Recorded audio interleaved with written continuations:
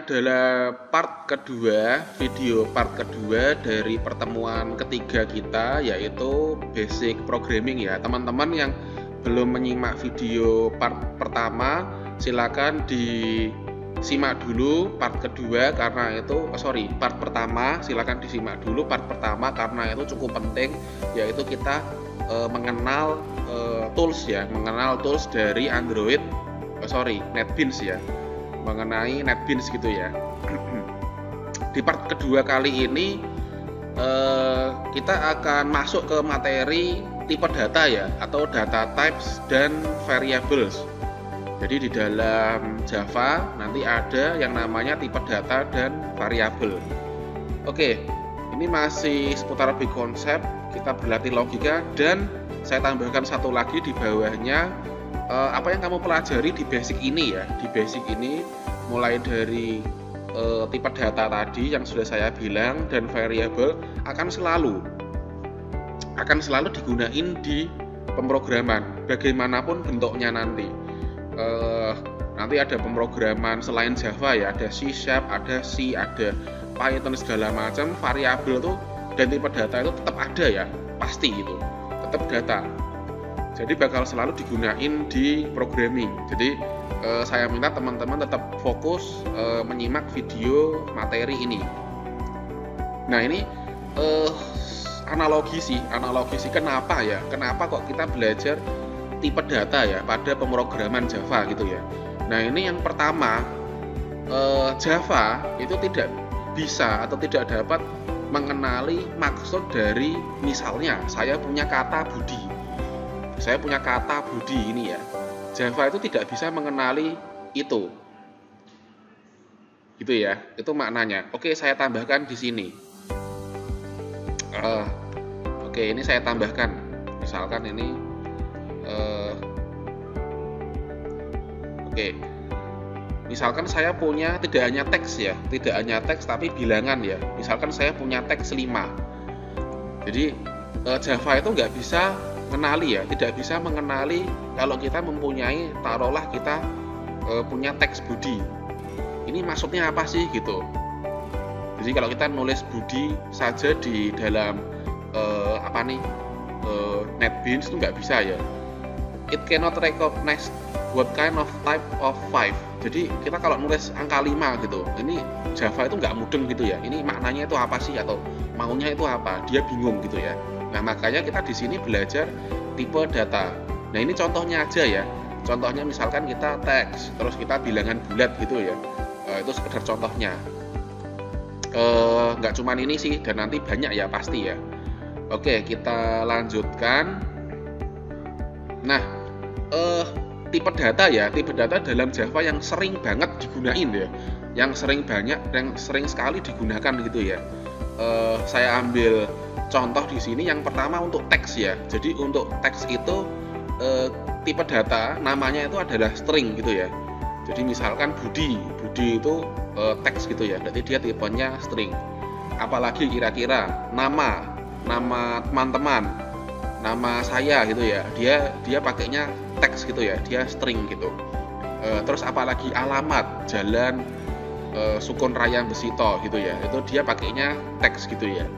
Lalu ada juga bilangan bulat. Misalkan bilangan bulat tadi ada 5 gitu ya. Dia namanya bilangan bulat ya itu ya. Itu kalau di programming namanya integer atau int gitu ya. Bisa disingkat int ini. Nah, selain bilangan bulat juga ada bilangan desimal ya, atau bilangan pecahan ya, bilangan koma-koma. Nah, itu nanti di programming namanya ada 2 jenis ya. Yang pertama float dan double. Ini sama-sama untuk tipe data yang bilangan pecahan ya. Kalau float itu nanti bedanya di koma-komanya sih. Kalau float nanti mampu menghandle koma-koma yang banyak gitu ya. Kalau double mungkin range-nya komanya lebih sedikit gitu ya, nggak terlalu banyak gitu ya. Tadi ada string, integer, double, lalu ada boolean ya. Nama tipe datanya itu boolean ya. Boolean ini hanya bernilai true or false gitu ya. Jadi beda dari yang atas-atasnya ini. Kalau string nanti teks bebas gitu ya. Bilangan bulat pun bisa diisi dengan bilangan bulat bebas gitu ya, bisa 5, bisa 1, bisa dan lain sebagainya. Desimal juga bisa angka-angka pecahan terserah. Nah kalau boolean ini beda ya, boolean ini hanya bisa bernilai benar dan salah ya, true or false gitu ya. Itu. Nah, lalu ada kemudian banyak lagi ini saya cantumkan satu sumber witrischool.com. Ini banyak banget. Silakan bisa dicek ya nanti. Saya kira nggak perlu semuanya diketahui sambil jalan saja. Lah ini ya Java data types ya. Jadi di sini ada materialnya banyak sekali. Ini tadi ada integer, ada float, ada char, karakter dan lain sebagainya. Nah ini bisa sambil dibaca-baca saja. Oke, saya nggak akan membahas mengenai website ini ya. Oke, gitu. Oke, biar lebih paham, kita akan lakukan mini lab ya. Kita akan buat praktek ya. Di sini your name is basically text. Oke, kita coba membuat satu variabel ya. Kita coba buat satu variabel ya. Nama gitu ya, yang menampung nama kita gitu ya. Oke, langsung saja. Ini yang pertama, your name is basically text, so we use string data type ya. Kita akan coba print your name. Kita akan coba cetak nama kita ke layar gitu ya, melalui variabel gitu ya. Silakan dibuka di project yang pada part 1 ini ya. Pada part 1 kita pakai ini aja gitu ya. Oke, kita pakai file yang ini. Ini kita enter aja biar rapi. Oke, skenarionya seperti ini ya. Your name is basically text. Nama kita adalah teks gitu ya. Jadi sepakat ya, kita pakainya string gitu ya, tipe data string gitu ya. Nah, terus kita mendefinisikan variabel nama. Kita punya name gitu ya.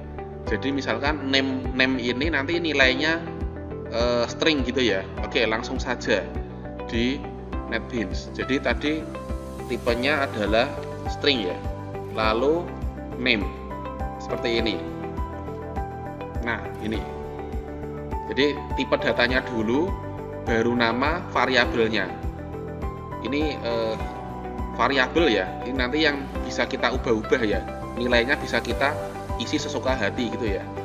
Nah lalu assign your name into variable name. Kita kan udah punya variable name tadi ini ya, variable name. Nah ini kita berikan nilai kita. Caranya gimana? Mudah saja, sama dengan lalu double quotes 2 kali. Nah seperti ini. Nah kalau saya bilang di sini your name here. Jadi pastikan kalian menulis nama kalian di dalam double quotes ini ya, di dalam 2 double quotes ini. Oke, saya mau ulangi sedikit. Jadi cara membacanya coding ini ya, cara membacanya coding ini adalah kita punya variable name yang tipe datanya adalah string gitu ya. Jadi ini adalah variable name yang tipe datanya string gitu ya.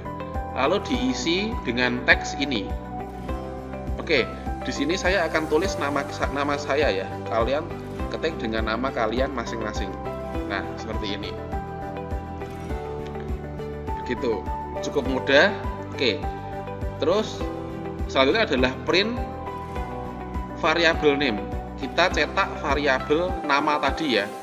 Ingat untuk mencetak tadi adalah perintah system.out.println gitu ya. Nah ini kita hapus saja, dulu. Ini masih di atas ya keterangannya ya. Untuk perintah cetak ke layar, keywordnya adalah SOUT, lalu cepat-cepat tab key, pencet tabnya ya. Coba SOUT tab. Nah seperti ini. Nah kita mungkin di dalam petiknya ini ya, di dalam double quotes-nya ini kita kasih keterangan nama Anda spasi, lalu kita akan mencetak si name-nya ini ya. kita cetak aja di sini. Caranya gimana? Ini di depan setelah double quotes yang belakang ini kita tambahkan kita tambahkan tanda plus ya, plus name gini ya. Jadi nanti mengacu ke sini. Jadi ketika kita nama Anda lalu name-nya nanti mengambil dari nilai di sini. Jadi nanti mengambil nama isi dari variabel name ini ya. Ini nanti terserah. Jadi silakan tulis dengan nama kalian sendiri. Ingat harus pakai plus gini ya. Coba kalau plusnya saya hilangkan ya, nanti akan muncul merah-merah ini ya. Ini namanya error ya. Nah teman-teman kalau handle error, misalkan kalau ada error seperti ini jangan panik, jangan kehilangan kendali. Ini sangat wajar ya. Ini misalkan kita kalau arahkan ke sini mouse-nya, nah ini pesannya macam-macam ini. Pesannya macam-macam. Yang pasti kalau kita ngeplus variabel name ini, string ini ya, ini string ya, itu kita tambahkan plus ini ya. Nah, seperti itu.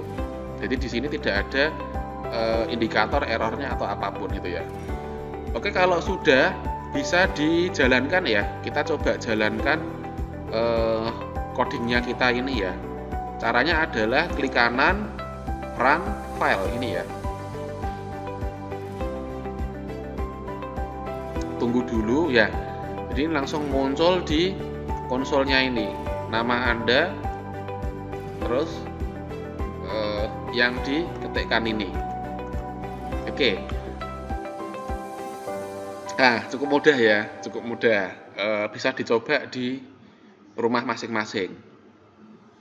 Nah, oke, ini kita lanjut pada mini lab yang kedua ya. Ini teman-teman kalau pada pertemuan pertama kemarin belajar logika, belajar penjumlahan ya, belajar penjumlahan dua bilangan gitu ya. Nah ini kalau secara logika apa nih?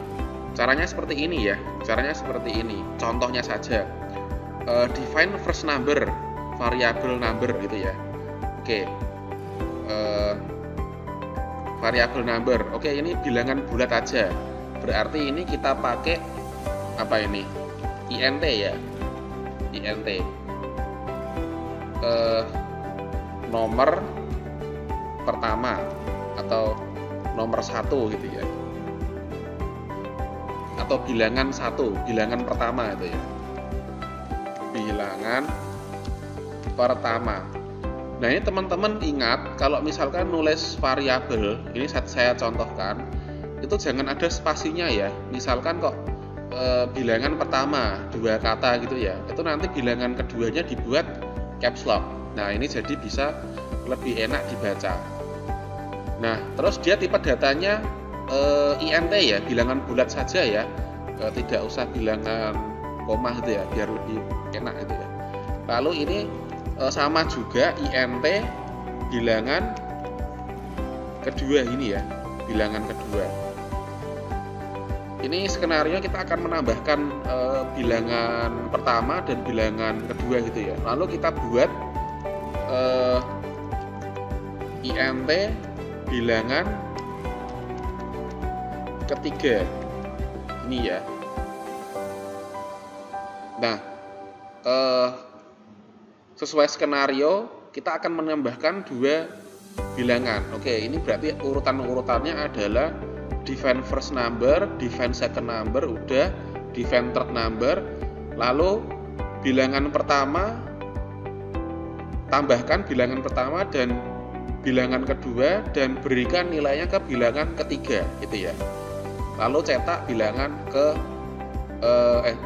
bilangan ketiga ke layar gitu ya, pakai sistem .println tadi ya. Oke, ini satu kerangka pemikiran kita. Nah gimana kita ngodingnya itu? Saya sarankan teman-teman kalau punya kasus, kita buat skenarionya dulu, kita buat step-stepnya dulu. Ingat ya, in clear step ya pada pertemuan-pertemuan kemarin ya.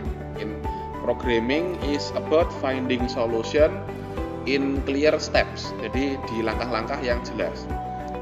Oke, ini tadi contoh yang hello world tadi biarkan saja. Saya mau buat file baru. Ini biar latihan kita ya, biarkan saja. Teman-teman di package latihan NetBeans ini di sebelah sini klik kanan new Java class. Kita akan buat kelas baru. Kita akan buat Java class baru. Nah, ini ya. Class name-nya diganti saja addition to numbers. Ini ya. Ini bebas lah. Ini saya biar ketahuan aja kelas untuk apa gitu. Lalu yang lain biarkan saja apa adanya, lalu diklik finish saja. Nah, ini ya.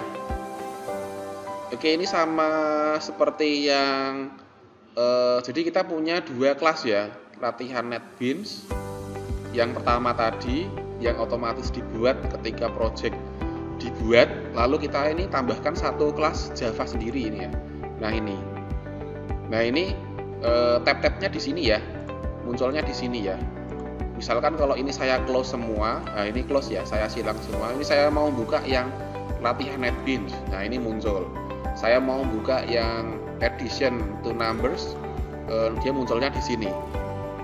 Oke, saya akan tampilkan sejenak yang latihan NetBeans.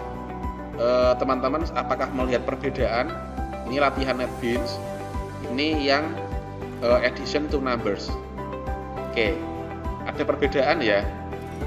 Langsung saja apa perbedaannya? Perbedaannya di dalam kelas ini ya, di dalam bracket ini ya.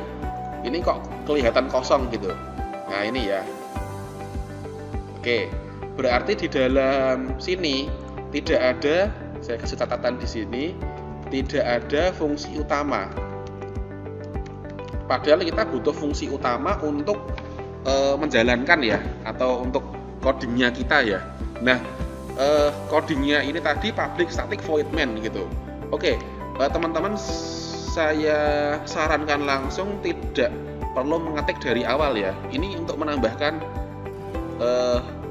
fungsi utamanya tadi ya. Ini ada keywordnya, yaitu kalau cetak layar tadi PSVM tab gitu ya.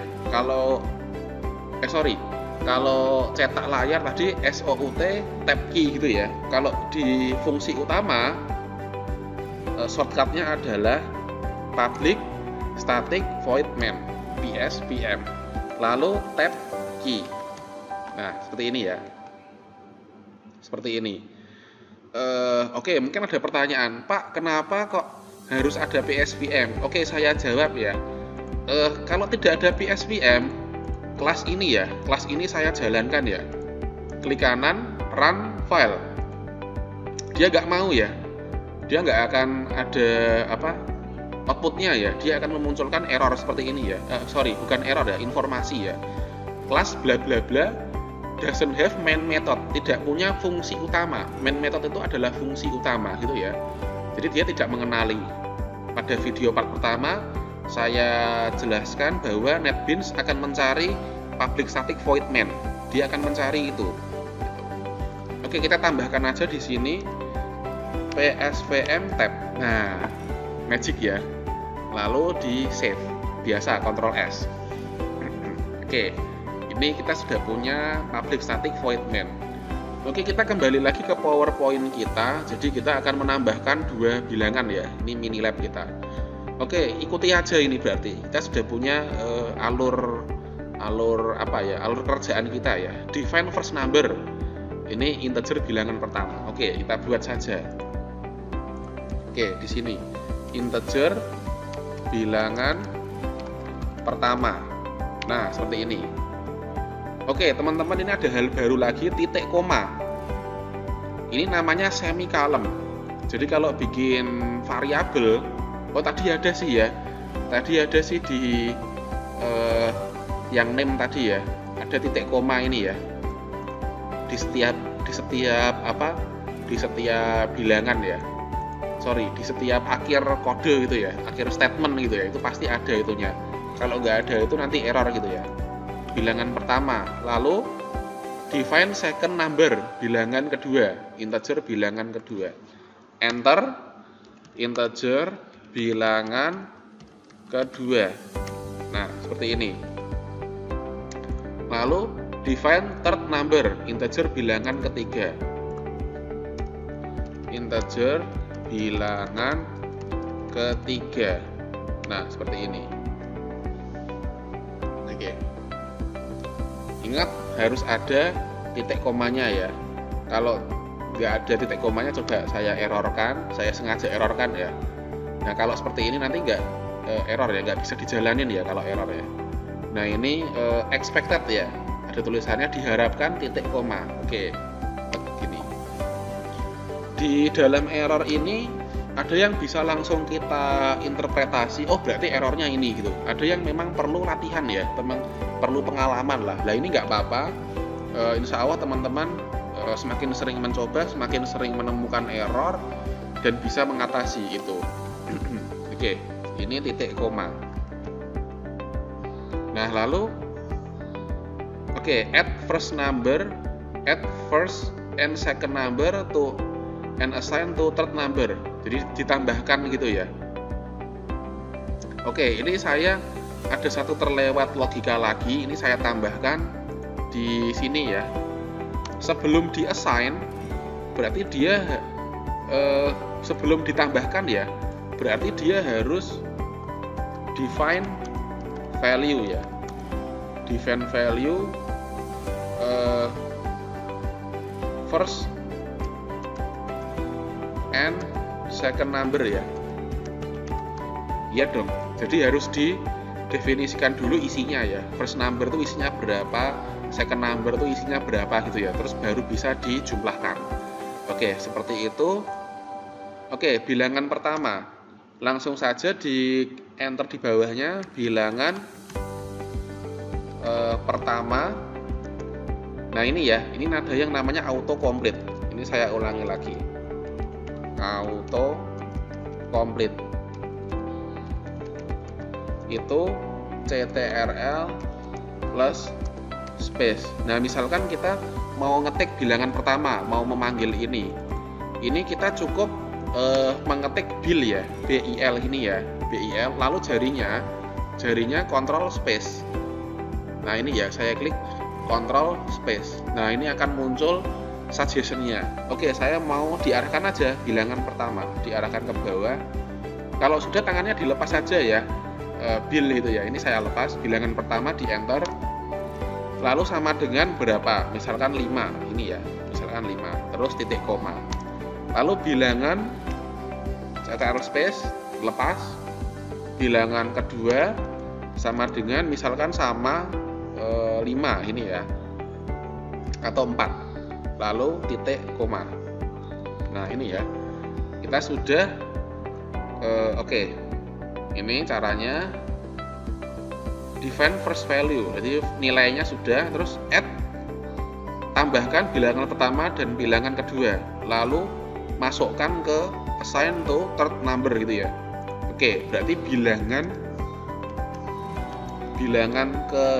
ketiga sama dengan bilangan pertama plus bilangan kedua, lalu titik koma. Oke, lalu print third number, cetak bilangan ke, tadi ingat SOUT tab, ini mungkin tambahkan keterangan aja sih, hasil penjumlahan ya, penjumlahan bilangan ketiga ya. Oke, kita langsung saja panggil bilangan ketiga, berarti plus seperti tadi bil ketiga. Nah, seperti ini. Nah, coba kita jalankan program sederhana kita. Klik kanan, run file. Oke. Nah, hasil penjumlahan 9 ini ya. Oke. Ini misalkan bilangan pertamanya saya ubah, saya mau buat 1. Misalkan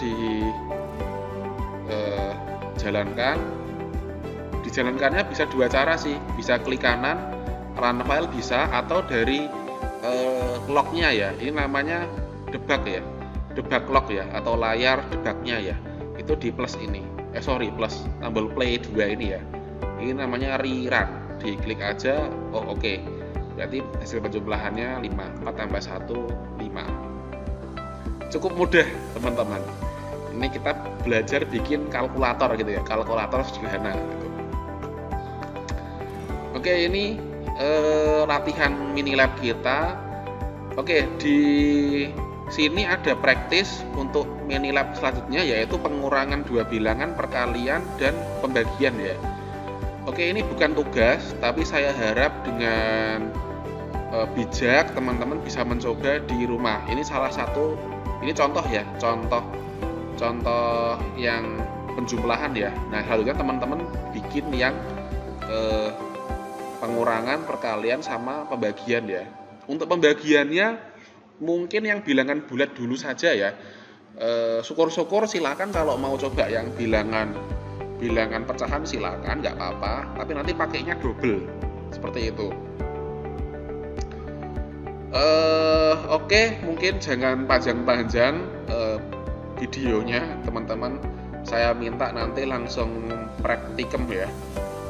Oke, ini tadi yang sudah kita temukan sih beberapa sih. Ini public, ada kelas tadi, cara bikin public itu apa ya, ya menandakan aja sih, menandakan kalau file Java itu kita bisa akses di mana-mana gitulah. Ini pembahasan yang agak panjang, nanti nggak usah lah. Ini kelas tadi cara membuat kelas gimana, lalu public static void main adalah fungsi utama, dia mencari apa, compiler akan selalu mencari ini gitu ya. Lalu ini adalah teks tadi. Oke, silakan di part kedua ini rekan-rekan mencoba mini lab ini ya, pengurangan, perkalian, pembagian berdasarkan contoh yang sudah saya buat ini gitu. Indikatornya adalah tidak ada error ya, tidak ada merah-merah di sini ya, clean ya, jadi siap untuk dijalankan. Baik, ini adalah video part kedua, silakan bisa praktikum di rumah. Selamat praktek. Silakan nanti kalau dalam belajar, dalam praktikum, jika ada kesulitan langsung di grup ya, langsung di grup mention saya aja ya. Jadi kalau japri nanti saya nggak ngerti ini biasanya kalau nomor-nomor doang sih itu nanti saya abaikan ya, karena saking banyaknya ya. Mending teman-teman di grup aja mention, oh ini kelas 10 RPL butuh diskusi ini, atau di Teams juga boleh, silakan, nggak apa-apa gitu ya. Baik, ini part kedua. Sebentar lagi kita akan lanjut ke part ketiga. Terima kasih.